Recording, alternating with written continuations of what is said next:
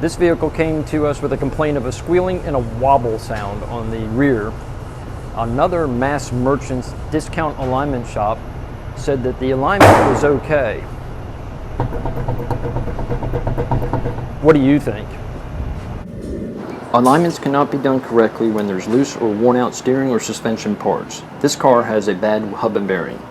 Our automotive service professional David installs an alignment gear and takes the measurements to demonstrate the effects of loose parts.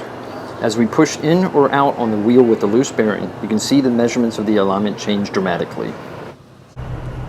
We'll replace the hub and bearing in this car and recheck the alignment measurements, making any necessary adjustments to bring it into factory specifications.